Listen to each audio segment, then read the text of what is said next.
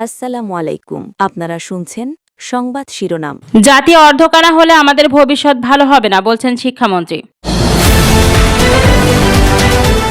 চীনের সঙ্গে জিওপলিটিক্যাল ও ব্যবসায়িক সম্পর্ক আরও দৃঢ় হবে, বলছেন মির্জা ফখরুল। ঢাকা চট্টগ্রাম রুটে বুলেট ট্রেনে বিনিয়োগ করতে চায় চীন, বলছেন রাষ্ট্রদূত।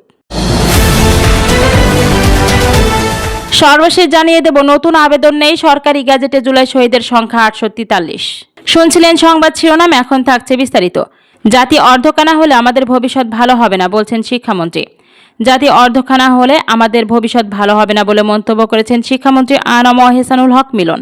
শনিবার 18 জুলাই নওগাঁ বিশ্ববিদ্যালয়ের শিক্ষা কার্যক্রমের উদ্বোধন শেষে সদর উপজেলা অডিটোরিয়ামে মতবিনিময় সভায় এমন মন্তব্য করেন শিক্ষামন্ত্রী।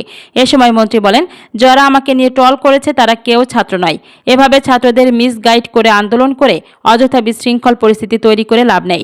প্রধান অতিথির বক্তব্যে সমসাময়িক বিষয় নিয়ে শিক্ষামন্ত্রী বলেন, শিক্ষার্থীরা একটি ন্যারেটিভকে নেগেটিভভাবে নিয়ে এলো। জাতি যদি এভাবে অর্ধকানা হয়ে যায় তাহলে তো আমাদের ভবিষ্যৎ ভালো হবে না। আমরা এসেছি এই জাতিকে সুশিক্ষিত করার দায়িত্ব পেয়েছি। যে যত ট্রল করুক না কেন, আমাদের সঠিক দায়িত্ব থেকে আপনারা বিচ্যুত করতে পারবেন না। শিক্ষামন্ত্রী আরও বলেন, পৃথিবীর বিভিন্ন প্রান্ত থেকে মানুষ পড়াশোনার জন্য বাংলাদেশে আসবে। আমরা সেভাবেই বিশ্ববিদ্যালয়গুলো তৈরি করছি। নওগাঁ বিশ্ববিদ্যালয়ের শিক্ষা কার্যক্রমের উদ্বোধনের মধ্য দিয়ে নওগাঁবাসীর দীর্ঘ প্রতীক্ষার অবসান ঘটল। সেই সাথে শিক্ষার ক্ষেত্রে 18 জুলাই নওগাঁর জন্য একটি নতুন মাইলফলক উন্মোচন হলো। এর আগে সকালে নওগাঁ শহরের বরুণকদ্দি এলাকায় নওগাঁ বিশ্ববিদ্যালয়ের অস্থায়ী ভবন ঘুরে দেখেন মন্ত্রী। জানিয়ে দেব, চীনের সঙ্গে জিওপলিটিক্যাল ও ব্যবসায়িক সম্পর্ক আরও দৃঢ় হবে, বলছেন মির্জা ফখরুল। চীনের সঙ্গে ভূ রাজনৈতিক, অর্থনৈতিক এবং ব্যবসায়িক সম্পর্ক আরও দৃঢ় করতে চায় বিএনপি। এমন প্রত্যাশার কথা জানিয়েছেন স্থানীয় সরকার, পল্লী উন্নয়ন ও সমবায় মন্ত্রী মির্জা ফখরুল ইসলাম আলমগীর। সম্প্রতি বাংলাদেশের প্রধানমন্ত্রী তারেক রহমানের চীন সফরের মধ্য দিয়ে দুই দেশের বিদ্যমান সম্পর্ক আরও দৃঢ় হয়েছে বলেও জানান তিনি। শনিবার 18 জুলাই রাজধানীর প্যান প্যাসিফিক সোনারগাঁও হোটেলে বাংলাদেশ চায়না ফ্রেন্ডশিপ অ্যাসোসিয়েশন আয়োজিত আলোচনা সভায় এসব কথা বলেন মির্জা ফখরুল। প্রধানমন্ত্রী তারেক রহমানের ঐতিহাসিক চীন সফরের পর long live Bangladesh China friendship শীর্ষকে এই আলোচনা অনুষ্ঠিত হয়। সবাই গেস্ট অব অনার ছিলেন বাংলাদেশে নিযুক্ত চীন রাষ্ট্রদূত ইয়াও ওয়াং। সভায় মির্জা ফখরুল ইসলাম আলমগীর বলেন, আমাদের তরুণরা চীনে যাচ্ছে এবং সম্পর্ক গড়ে তুলছে। তারেক রহমানের সফর দুই দেশের পারস্পরিক সম্পর্ককেও আরও গতিশীল করেছে। চীনের কমিউনিস্ট পার্টির সঙ্গে বিএনপির সম্পর্ক দীর্ঘদিনের। ফ্যাসিস্ট আওয়ামী নির্যাতনের সময়ও আমরা দলটির সঙ্গে যোগাযোগ রেখেছি। তিনি বলেন, চীন শুধু আওয়ামী লীগকে নয়, বরং বিএনপি সহ অন্যান্য দলের সঙ্গেও সম্পর্ক রেখেছে। বিএনপি চীনের সঙ্গে জিওপলিটিক্যাল ইন্টারেস্ট সম্পর্ক করতে চাই। আবার ভারত যুক্তরাষ্ট্রের সঙ্গে অর্থনৈতিক ও রাজনৈতিক সম্পর্ক রাখতে চাই। স্থানীয় সরকার মন্ত্রী আরও বলেন, চীন বাংলাদেশের সম্পর্কে এখন বেশ উপরে। চীনের প্রযুক্তির সহায়তা চায় বাংলাদেশ। আবার চীনের কারিগরি শিক্ষায় বাংলাদেশের তরুণদের শিক্ষিত করতেও দেশটির সহায়তা প্রয়োজন।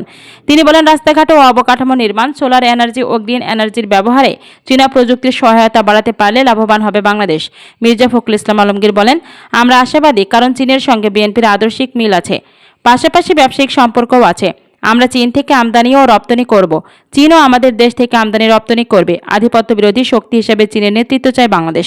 সবাই ইয়াওয়েন বলেন, চীনে বিদ্যমান হাই স্পিড ট্রেন প্রযুক্তি ভবিষ্যতে বাংলাদেশের কার্যকর করতে আগ্রহী তারা। চট্টগ্রাম, ঢাকা ও সিলেটকে এই হাই স্পিড ট্রেন প্রযুক্তির আওতায় আনা সম্ভব বলেও জানান তিনি। এ সময় রোহিঙ্গা প্রত্যাবাসনে চীন সর্বস্ব সহযোগিতার আশ্বাস দেন রাষ্ট্রদূত। তারেক রহমানের সফরে নতুন অধ্যায়ের সূচনা হয়েছে বলেও মন্তব্য করেন। অনুষ্ঠানে তথ্যমন্ত্রী জহির উদ্দিন স্বপন, বেসামরিক বিমান ও পর্যটন প্রতিমন্ত্রী রাশিদুজ্জামান মিল্লাত সহ আরও কয়েকজন উপস্থিত ছিলেন। এবার জানাবো, ঢাকা চট্টগ্রাম রুটে বুলেট ট্রেনে বিনিয়োগ করতে চায় চীন, বলছেন রাষ্ট্রদূত। বাংলাদেশে চীনের উচ্চগতির রেল প্রযুক্তি ব্যবহারের সম্ভাবনা গুরুত্বের সঙ্গে বিবেচনা করা হচ্ছে বলে জানিয়েছেন ঢাকায় নিযুক্ত চীনের রাষ্ট্রদূত ইয়াও ওয়েন। তিনি বলেছেন, ভবিষ্যতে ঢাকা চট্টগ্রাম সহ গুরুত্বপূর্ণ রুটে দ্রুত গতির বুলেট ট্রেন চালুর সুযোগ তৈরি হতে পারে। শনিবার 18 জুলাই রাজধানীর প্যান প্যাসিফিক সোনারগাঁও হোটেলে বাংলাদেশ চীনা মৈত্রী সমিতি আয়োজিত এক সেমিনার বিশেষ অতিথির বক্তব্যে রাষ্ট্রদূত এসব কথা বলেন। অনুষ্ঠানে প্রধান অতিথি ছিলেন স্থানীয় সরকার, পল্লী উন্নয়ন ও সমবায় মন্ত্রী এবং বিএনপির মহাসচিব মির্জা ফখরুল ইসলাম আলমগীর। বাংলাদেশ চীন সম্পর্কে নতুন সম্ভাবনার রূপরেখা তুলে ধরে রাষ্ট্রদূত ইয়াওয়েন বলেন, বাংলাদেশ ও চীনের সম্পর্ক বর্তমানে ইতিহাসের অন্যতম সেরা পর্যায়ে রয়েছে। সাম্প্রতিক উচ্চ পর্যায়ের সফর দুই দেশের কৌশলগত অংশীদারিত্বকে আরও শক্তিশালী করেছে। উন্নয়ন, বাণিজ্য, যোগাযোগ ও আঞ্চলিক স্থিতিশীলতার মতো গুরুত্বপূর্ণ ক্ষেত্রগুলোতেও বাংলাদেশকে দীর্ঘমেয়াদী সহযোগিতা দিতে চীন প্রতিশ্রুতিবদ্ধ বলেও তিনি উল্লেখ করেন। বুলেট ট্রেন প্রসঙ্গে ইয়াওয়েন জানান, বাংলাদেশ চীন মিয়ানমার অর্থনৈতিক করিডোর নিয়ে কাজ এগিয়ে চলছে এবং চীনের উচ্চগতির রেল প্রযুক্তি এ দেশে আনার বিষয়টি গুরুত্ব পাচ্ছে।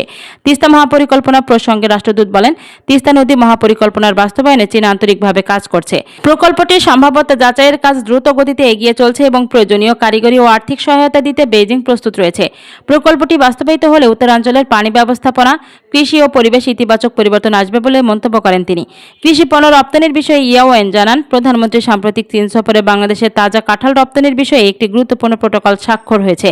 এর ফলে আমের পর দেশের জাতীয় ফল কাঁঠাল ও চীনের বিশাল ভোক্তা বাজারে প্রবেশের সুযোগ পাবে, যা কৃষি অর্থনীতিতে নতুন সম্ভাবনার দ্বার খুলে দেবে। রোহিঙ্গা প্রত্যাবাসন ইস্যুতে রাষ্ট্রদূত বলেন, মিয়ানমারে নতুন রাজনৈতিক বাস্তবতা তৈরি হয়েছে। এই পরিস্থিতিতে বাংলাদেশ ও মিয়ানমারের মধ্যে সংলাপ এগিয়ে নিতে এবং টেকসই সমাধান খুঁজে বের করতে চীন মধ্যস্থতামূলক ভূমিকা অব্যাহত রাখবে। সর্বশেষ জানিয়ে দেব, নতুন আবেদন নেই সরকারি গ্যাজেটে জুলাই শহীদের সংখ্যা 843। জুলাই গণ অভ্যুত্থানে কত মানুষ শহীদ হয়েছেন 2 বছর পরও এ প্রশ্নের সুনির্দিষ্ট কোনো উত্তর মেলেনি। সরকার, সরকারি কর্মকর্তা সহ বিভিন্ন রাজনৈতিক দল ও সংগঠনের দেওয়া তথ্যের মধ্যে রয়েছে অমিল। সরকারি চাকরিতে কোটা সংস্কার দাবিতে 2024 সালের জুলাইয়ের শুরুতে বৈষম্য বিরোধী ছাত্র আন্দোলনের ব্যানারে শুরু হওয়া আন্দোলন তৎকালীন আওয়ামী লীগ সরকারের দমনপীড়নের মুখে গণ অভ্যুত্থানের রূপ নেয়। টানা 36 দিনের আন্দোলনের পর ওই বছরের 5 আগস্ট শেখ হাসিনা সরকারের পতন ঘটে। এরপর গঠিত অন্তর্বর্তী সরকার নিহতদের জুলাই শহীদ এবং আহতদের জুলাই যোদ্ধা হিসেবে স্বীকৃতি দেয়। 2025 সালের জানুয়ারিতে মুক্তিযোদ্ধা বিষয়ক মন্ত্রণালয় 834 জনের প্রথম তালিকা প্রকাশ করে। পরে জুনে আরও 10 জনের নাম যুক্ত হলে শহীদের সংখ্যা দাঁড়ায় 844। তবে আগস্টের তালিকা থেকে 8 জনের নাম বাদ দেওয়া হয়। এর মধ্যে 4 জনের নাম দ্বৈতভাবে অন্তর্ভুক্ত ছিল এবং বাকি 4 জন সরাসরি জুলাই আন্দোলনের সঙ্গে সম্পৃক্ত ছিলেন না। এতে সরকারি গ্যাজেট অনুযায়ী শহীদের সংখ্যা নেমে আসে 836-এ। জুলাই আগস্টের গণ অভ্যুত্থানের ইতিহাস সংরক্ষণ, শহীদ ও আহতদের পূর্ণাঙ্গ তালিকা চূড়ান্তকরণ, আহতদের চিকিৎসা এবং পরিবারকে সহায়তার জন্য গঠন করা হয় জুলাই গণ অভ্যুত্থান অধিদপ্তর। অধিদপ্তরের তথ্য অনুযায়ী চলতি বছরের জানুয়ারিতে গ্যাজেট থেকে 1 জন এবং ফেব্রুয়ারিতে আরও 3 জনের নাম বাদ দেওয়া হয়। পরে এপ্রিলে নতুন করে 12 জনের নাম শহীদের তালিকায় যুক্ত করা হয়।